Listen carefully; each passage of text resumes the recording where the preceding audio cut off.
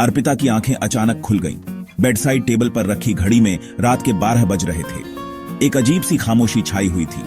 वो बिस्तर पर उठ बैठी। उसका दिल धीरे धीरे धड़क रहा था। खिड़की से चांदनी कमरे में आ रही थी। उसने कंबल को कसकर अपने चारों ओर लपेट लिया। उसके नंगे पैर फर्श की बर्फीली ठंडक से मिले। उसकी नजर कमरे के दूर कोने पर पड़ी। वहां कुछ ऐसा था जिससे उसके अंदर डर की एक लहर दौड़ गई। अर्पिता की सांसें थम सी गईं।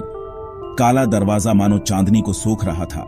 इसकी सतह एक पॉलिश किए हुए काले पत्थर जैसी चिकनी और अभेद्य थी।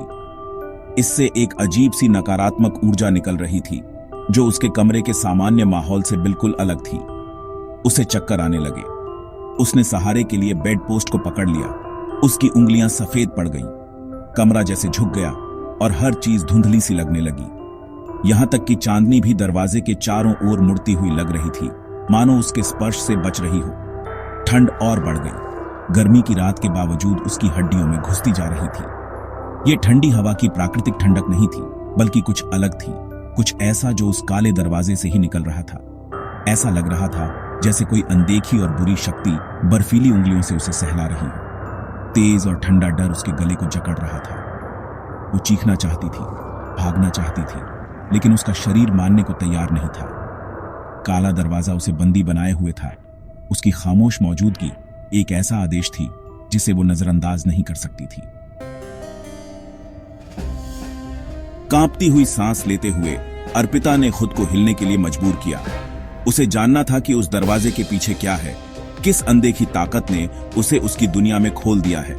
सन्नाटा अब और भारी लग रहा था, एक अनकही धमकी से भरा हुआ जो उसकी रीढ़ में सिहरन दौड़ा रहा था।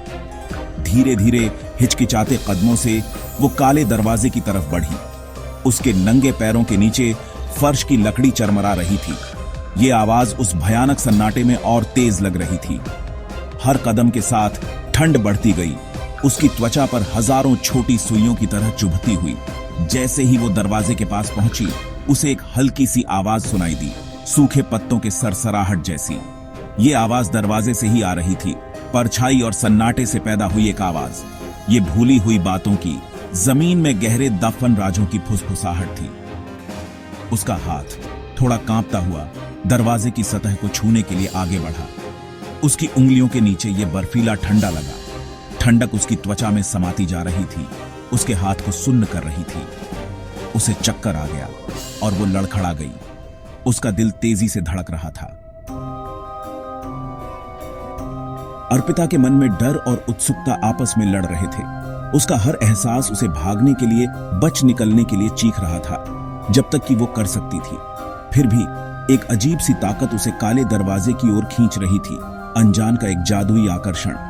सरसराहट की आवाज तेज हो गई। उसके साथ एक धीमी गूंज भी थी जो हवा में कंपन कर रही थी। ऐसा लग रहा था जैसे हवा किसी अनदेखी ऊर्जा से चटक रही हो, जिससे उसकी बाहों पर रोंगटे खड़े हो गए। कमरा अब छोटा लग रहा था। दीवारें करीब आ रही थीं। उसका दम घोंट रही थी। उसके अंदर घबराहट बढ़ रही थी। उसे डुबाने की धमकी दे रही थी। उसे बाहर निकलना था। उस काले दरवाजे की दम घोंटने वाली मौजूदगी से बचना था। लेकिन उसके पैर जमीन से चिपके हुए थे। उसका शरीर उसके डरे हुए दिमाग के आदेश मानने से इनकार कर रहा था। जैसे ही वो वहां खड़ी थी, डर के मारे लकवाग्रस्त, उसने कुछ और देखा। काले दरवाजे के किनारों से एक हल्की रोशनी निकल रही थी, एक धड़कती हुई चमक जो उसे करीब बुला रही थी। ये किसी दूसरी दुनिया का द्वार जैसा था, अनजान का एक पोर्टल। फिर एक आवाज ने सन्नाटे को तोड़ दिया, भयानक शांति को चकनाचूर कर दिया। काले दरवाजे के पीछे से एक बच्चे की आवाज, डर और बेबसी से भरी, गूंजी, बचाओ मुझे। ये फुसफुसाहट पतली और कमजोर थी, जैसे सूखे पत्तों से हवा का झोंका। अर्पिता का खून जम गया। आवाज में एक ठंडी उदासी थी, मदद के लिए एक गुहार जो उसकी आत्मा में गूंज रही थी। ये एक ऐसी आवाज थी जो अकल्पनीय डर की बात करती थी, एक ऐसे अंधेरे की जो उसे हड्डी तक ठंडा कर रही थी। कौन है वहां? उसने कांपती आवाज में वापस फुसफुसाया। सरसराहट की आवाज बंद हो गई। उसकी जगह एक प्रत्याशित सन्नाटा छा गया। हवा किसी अनदेखी ऊर्जा से धड़क रही थी, मानो दीवारें अपनी सांस रोक रही हों। बच्चे की आवाज फिर आई, अब करीब, एक बेताब जरूरत से भरी हुई, प्लीज बचाओ मुझे, यहां बहुत ठंड और अंधेरा है। आवाज मानो उसकी हड्डियों में समा रही थी, उसे अंदर तक ठंडा कर रही थी। अर्पिता के दिल में दहशत और करुणा आपस में लड़ रहे थे। बच्चे की आवाज इतने स्पष्ट डर से भरी रक्षा करने की एक मूल प्रवृत्ति को जगा रही थी। डर एक मजबूत प्रेरक था, लेकिन सहानुभूति एक शक्तिशाली ताकत थी। उसने दरवाजे के हैंडल के लिए हाथ बढ़ाया। उसका हाथ कांप रहा था। उसके स्पर्श में यह बर्फीला ठंडा था। धातु उसकी त्वचा में चुभ रही थी। सरसराहट की आवाज तेज हो गई। उसके चारों ओर फुसफुसाहट के भंवर की तरह घूम रही थी। हवा ऊर्जा से छटक रही थी और हल्की रोशनी धड़क रही थी, उसे आगे बुला रही थी। डरो मत, बच्चे की आवाज फुसफुसाई, अब बिल्कुल उसके कान के पास। अंदर आओ, हम तुम्हारा इंतजार कर रहे हैं। आवाज में एक मोहक गुण था, सांत्वना और साथ का एक वादा जो उसके अकेलेपन को खींच रहा था। हिचकिचाते हुए अर्पिता ने दरवाजा धकेला। ये एक धीमी आहट के साथ अंदर की ओर खुल गया। उसके कमरे की परिचित ईंट की दीवार नहीं, बल्कि घूमते हुए अंधेरे का एक गड्ढा दिखा रहा था। अंदर की हवा ठंडी थी, जिसमें गीली मिट्टी और सड़ांत की गंध थी। एक ठंडी हवा बाहर की ओर आई। उसके बाल उसके चेहरे के चारों ओर लहरा रहे थे। सरसराहट की आवाज तेज हो गई। फुसफुसाहट का एक कर्कश शोर बन गई। अंदर से हल्की रोशनी तेज हो गई, एक संकरी सुरंग को रोशन कर रही थी, और उस सुरंग के अंत में उसने एक आकृति देखी।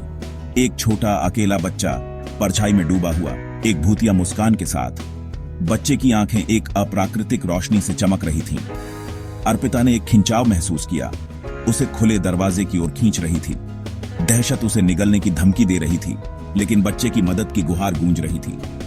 कांपती हुई सांस लेते हुए वो दहलीज के पार चली गई। अंधेरे ने उसे पूरी तरह निगल लिया। काला दरवाजा बंद हो गया। सन्नाटा लौट आया, और भारी और गहरा। अगली सुबह जब भोर की पहली किरणें खिड़की से अंदर आईं, तो हवा में एक हल्की ठंडक और बेचैनी की भावना थी। दीवार पर जहां काला दरवाजा था, एक काला हाथ का निशान था।